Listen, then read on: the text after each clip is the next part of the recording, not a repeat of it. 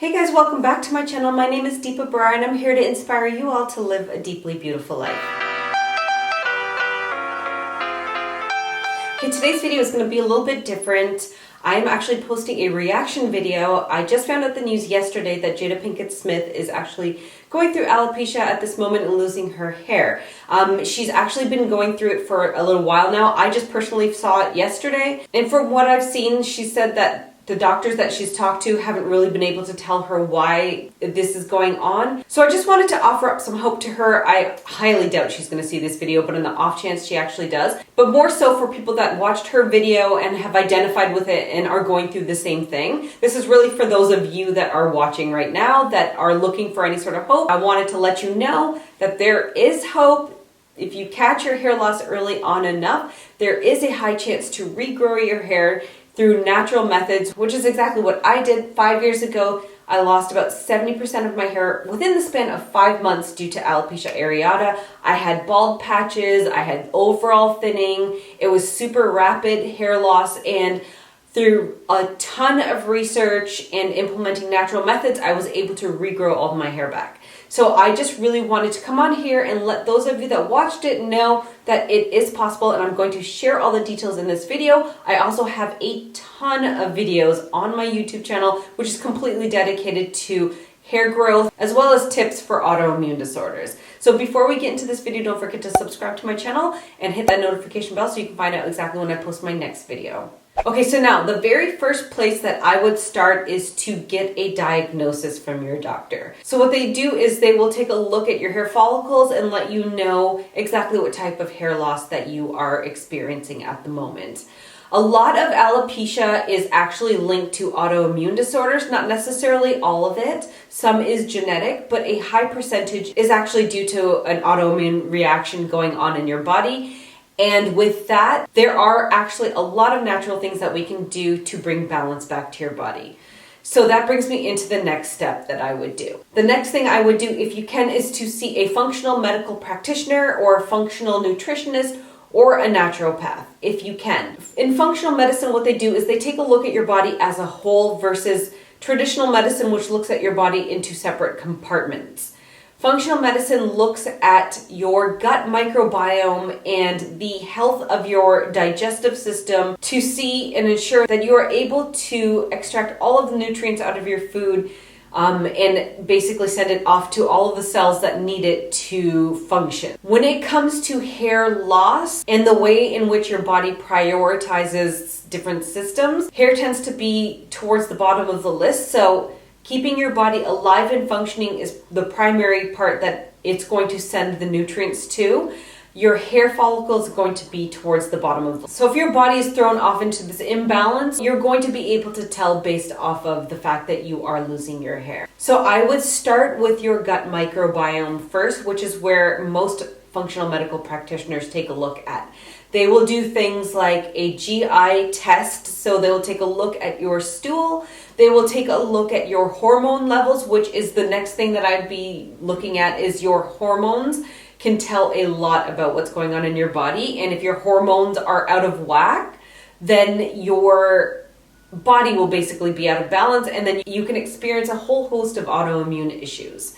So they will take a look at your hormone levels. They will take a look at, they do this thing, it's called a hair tissue mineral analysis. So they will see how much of the minerals and nutrients in your foods that your body is actually able to hold on to. And then the other thing that they take a look at is food sensitivities. So let's talk about hormones. Now, in Jada Pinkett Smith's situation, she is a female in her 50s. And yes, this can be the time in which some women do enter menopause, but looking at her hair loss, and I am not a doctor at all. I am just someone that has done a ton of research on hair loss, hair growth, autoimmune issues. Just off of what she's shared with her hair loss, it doesn't look like the typical pattern for hormonal hair loss. It looks a little bit more like alopecia areata because she does have the patches. But like I said, I'm not a doctor. I haven't done a scalp biopsy on her. I don't know what type of alopecia that she actually has. But just taking a look at it, it does look like alopecia areata. But if your hair loss looks a little bit different, your hormones can really dictate what is going on with your follicles. If you are lower in certain hormones, it can weaken your follicles, which makes your hair a lot easier to fall out. So I would definitely take a look at your hormones. Also too, if your hormones are out of balance, that can really be a huge indication that your gut microbiome is completely off kilter. So I would definitely take a look at your hormone levels, your thyroid. The next thing I would take a look at is your stress.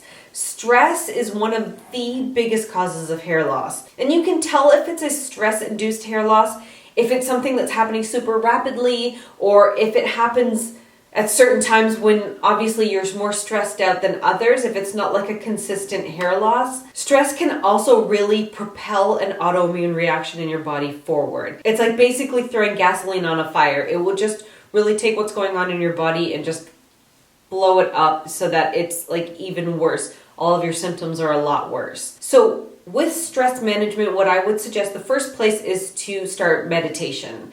Meditation is huge when it comes to stress relief. If you've never meditated before, if that's not part of your daily practice, just doing 3 minutes a day and getting into the habit of doing it will really just make a huge difference with your stress levels. And there are a ton of apps out there that will help you with your meditation. I'm going to throw a bunch of resources down into the description box below for you guys. You can check that out. But starting off with meditation as well as mindfulness is really great as well to overcome stress.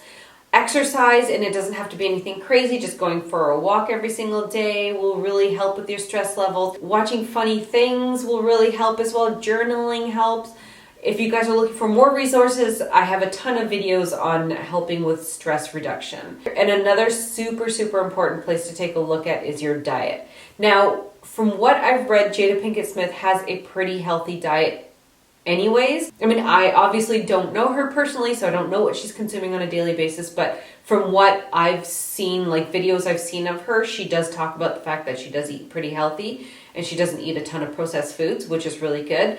But when you're going through an autoimmune reaction in your body, it can come from food sensitivities that look like pretty healthy foods. Like for myself personally, something that came up in my food sensitivity testing was avocados, which everybody talks about how healthy avocados are. So for somebody else, they will eat avocado and it'll be really good for them. But for me, it will cause my autoimmune reaction to go a little bit higher. So having food sensitivity testing done is another place that I would definitely look at. If you don't want to do food sensitivity testing, going on the AIP or autoimmune paleo diet is really super, super helpful when it comes to calming the autoimmune reaction in your body down. It's something that I did when I was going through my hair loss. I did AIP for about 2.5 to 3 months, and I was about 95% strict on that.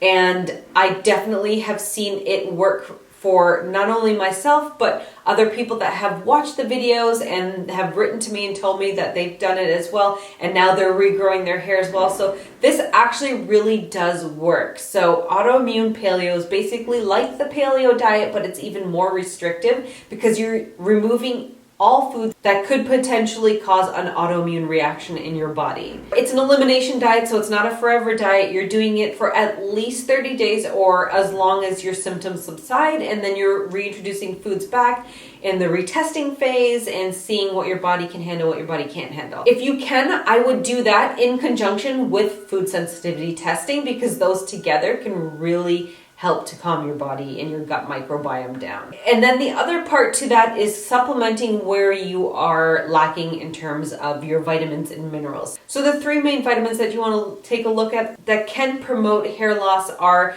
vitamin D, vitamin B12, and iron. So checking out those levels is really important to see if those are deficient. That's like the quickest way to grow your hair back is to supplement with those. And then on top of that, you can also do alternative therapies like red light therapy using essential oils, which I have, like I said, a ton of information on my channel. Just go and take a look. There are a ton of videos that will be able to help you. So I hope this video helped you guys that are going through hair loss, or somebody knows Jada, just go on and send this video on over to her.